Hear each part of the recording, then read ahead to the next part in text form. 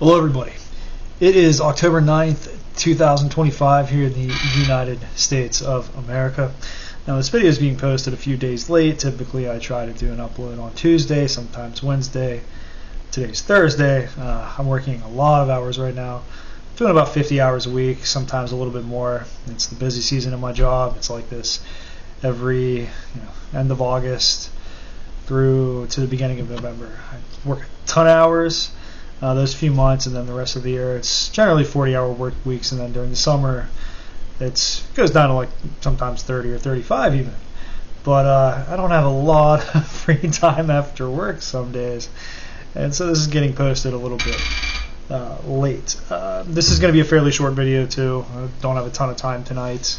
I have some family things I need to do, but I'd like to talk about this situation with Venezuela and why it exists in the first place. Why is the Trump administration blowing up speedboats in Venezuela that are allegedly trafficking drugs, and why is Trump now taking such an aggressive military stance towards Venezuela? Is this the beginning stages of some kind of intervention, some kind of invasion? What's happening here? Why is it happening? First and foremost, I don't see a ground invasion happening anytime soon. Again, the Trump administration knows all too well that Americans are tired of foreign interventions and boots on the ground in another country, even if that country is within our, quote, sphere of influence, so to speak, and not in the Middle East, is still not something incredibly popular. I believe this is just Trump trying to put some kind of military pressure on Venezuela, to exert pressure on Maduro's government. I think the most likely thing that anybody would see is some kind of color revolution, some kind of coup. I'm sure the CIA already has feelers out within Venezuela. That's probably the goal. Why though? Why is this happening? Is Venezuela really the hub for drug trafficking into the United States? And I would say, well, compared to the Mexican drug cartels, it probably isn't close.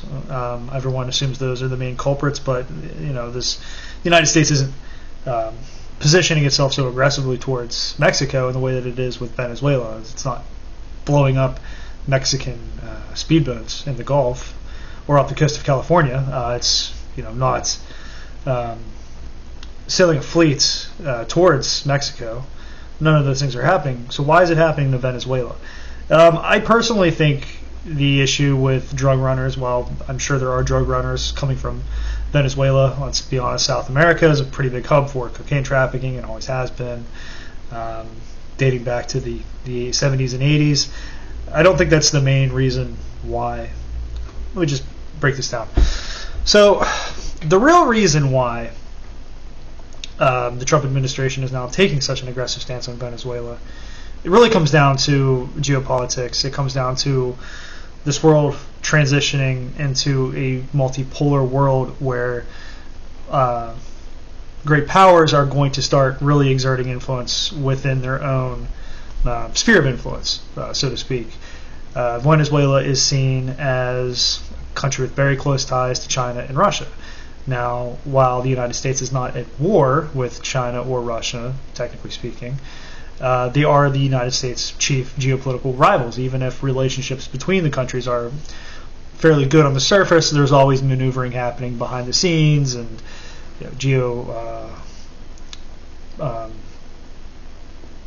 geopolitical strategy taking place to try to find to mitigate threats before they happen, to find the most advantageous territory to have their interests in, so to speak, paying attention to each other's sphere of influence, making sure governments within their sphere of influence are generally friendly with the power that dominates that region. And the United States directly dominates North and South America. I'd say this is the United States' direct sphere of influence, especially North America, but that bleeds over into Central and South America. Absolutely. Mexico and Canada dance to the tune of the United States, regardless of what their leaders might say, for the consumption of their own populace. At the end of the day, those countries' governments do what the United States generally tells them to do. Venezuela, though, however, I would say is probably the only major country in this hemisphere, though, that has an antagonistic relationship with the United States and gets a certain level of support from Russia and China. You have Cuba, but Cuba is a fairly small island nation. It doesn't have the military power and capability of Venezuela, doesn't have the money, doesn't have the population, and is an island. It's fairly isolated. And I think Cuba is not seen as any real threat to the United States. Now, if any major conflict were to happen, were to break out between Russia, China, and the United States, which is entirely possible, anything can happen, Venezuela would be seen as a liability to have in this hemisphere. Reason being is because China and Russia could easily supply Venezuela with weapons. If Venezuela gets drawn into this conflict, then that opens another front for the United States to have to fight in, because I'm sure it would be, most of its resources would probably be tied up fighting in the Pacific against Chinese assets, and probably attempting to fight some kind of defense of Taiwan if a war were to break out. That Venezuela, due to these possibilities, is seen as a liability. The United States wants a friendly government in Venezuela, or a friendly government to the United States in Venezuela, as an insurance policy to make sure that if war does break out, that there is not a potential hostile nation fairly close to the United States within its sphere of influence, a nation that could be supplied with hypersonic missiles, long-range missiles, has enough of a military to pose a problem, has enough money to pose a problem, has enough special forces to pose a problem. I think what's happening is the United States wants to ultimately overthrow that government and install a friendly one there, because, as everyone I'm sure understands by now, great powers like to have either vassals or very friendly and weak neighbors. This is why the issue with Taiwan is such a big deal. It's a potential Western outpost right off the coast of China that could be supplied with weapons and funding and become a serious liability for China if war ever were to break out. China absolutely does not want a potential U.S. military presence directly off its coast.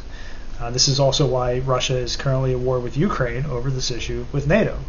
Russia absolutely did not want a NATO potentially hostile military presence on its border in case a future conflict were to break out, because that puts Moscow within striking distance and some of the most vulnerable regions of Russia's border right in front of a potential NATO army. So I think what's happening in Venezuela is the same kind of thinking. Now, you think people in power understanding spheres of influence and understanding how a multipolar world is going to work and understanding why countries want friendly neighbors or weak neighbors would understand a bit better, would understand this concept a bit better before they start antagonizing other great powers by interfering with countries on their border. I think it's a silly and stupid policy and just results in needless conflict, but I'm sure great powers will always try to find a way to meddle with one another in some kind of clandestine fashion to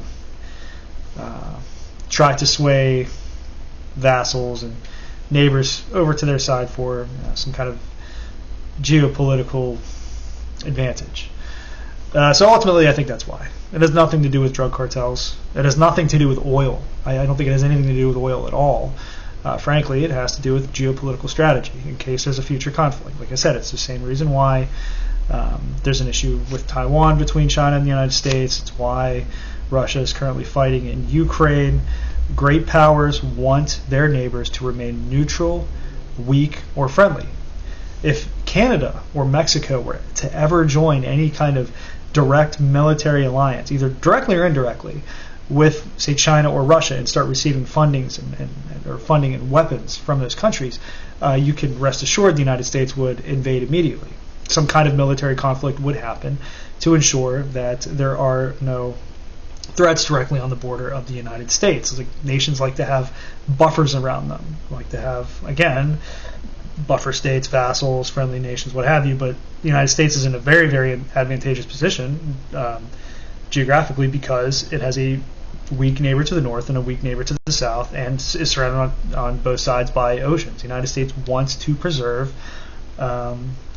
that safety, and place like China, for example, China, there's a pretty heavy military presence, within the Pacific Ocean, the Western Pacific, and China wants to do everything they can to mitigate that, to give them an advantageous position in the event any kind of war breaks out with the United States. And like I said, they don't want Taiwan to be any kind of staging point.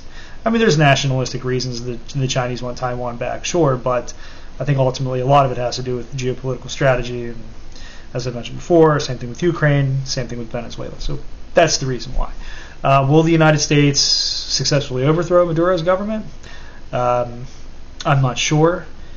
I think it would try much harder in the future if Venezuela continues to receive any kind of direct support from Russia or China, or if conflict between the great powers looks more and more likely. I would say at that point then Venezuela, something will happen to ensure that whatever government is in control of Venezuela is friendly to the United States of America.